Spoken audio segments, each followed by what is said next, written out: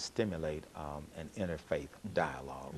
And that's one of the central themes in the book. Even though we're using Dr. King and El-Shabazz as characters, the broader context is that interfaith dialogue, and the broader context also is that international approach thing. So I'd like for maybe Dr. Baldwin to take us through maybe the introduction and some of the themes that run through the book. Good.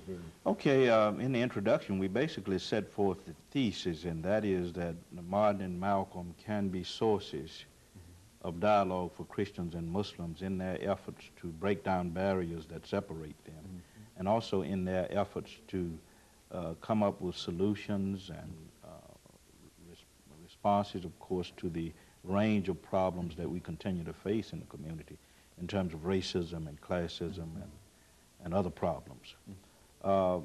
We want to try and reach as broad a readership as we possibly can, not merely people in the academic community or the academy. We want to try to reach Muslims and Christians even at the grassroots level. As you may or may not know, a lot has happened in this city over the years in terms of interfaith dialogue.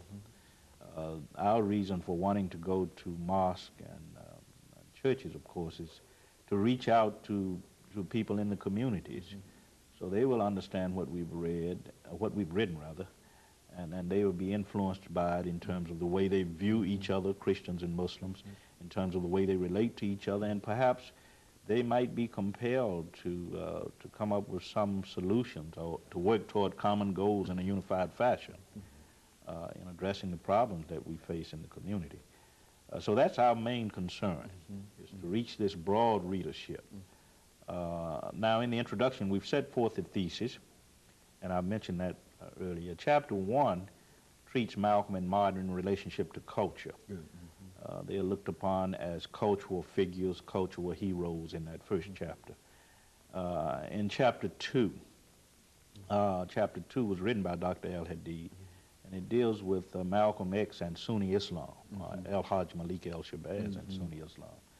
And it takes us through Malcolm's personal spiritual pilgrimage, which began, as you well know, in the Nation of Islam and ended with his acceptance and affirmation of Sunni Islam. Chapter 3 is a chapter that I have written on Martin, Malcolm, and religion. And we talk about the spiritual pilgrimages of both men, from childhood up to the times of their deaths. And the focus, of course, in that chapter is on much of the theology that they embraced, their ideas about each other's faith, Malcolm's ideas about Christianity, Martin's ideas about Islam. And we ended that third chapter with some focus on the relevance and implications of their ideas for interfaith dialogue today. As you well know, this country is the most religiously diverse country in the world, according to recent scholarship. And we think that it's important for people who are engaged in interfaith dialogue to study the lives of these two men. Chapter 4 is another chapter that was written by Dr. AAl-Hadid. Dr. AAl-Hadid in that chapter deals with Malcolm on manhood and family. Their ideas, Malcolm, Martin, manhood and family, what they thought about manhood, their ideas about the importance of the family in the creation of culture and community. Chapter 5 looks at their attitude toward women, their attitudes toward women, I should say. Their wives, their daughters, the way they related to women in the movement, in the freedom movement.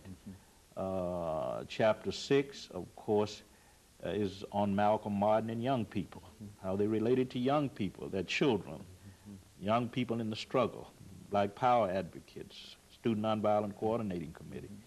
And Chapter 7 was written by Dr. AAl-Hadid, and it treats Martin and Malcolm in relationship to what he calls the great debate that has occurred historically, going back to people like William Whipper and Frederick Douglass and Henry Highland Garnett, up through Du Bois, Washington, on up to Martin, Malcolm debates. Chapter 8, of course, looks at how Martin and Malcolm viewed each other as persons and as leaders, their relationships, etc. And the final chapter, of course, deals with their views on world community. So we began the book with a focus on their developments within their particular black communities and we end, of course, with their world visions. You know, one of the things that occurred to me was that both these individuals were assassinated. And we only have a minute, and we don't even have time to even raise such a question. But the next time the two of you come by after the publication of this great work, we want you to deal with the assassination of both men and to talk about it from that perspective. But I'm sure that the information that you've given us now has prepared us adequately for the forthcoming edition of this great work. And of course, we look forward to it, and we'll have you back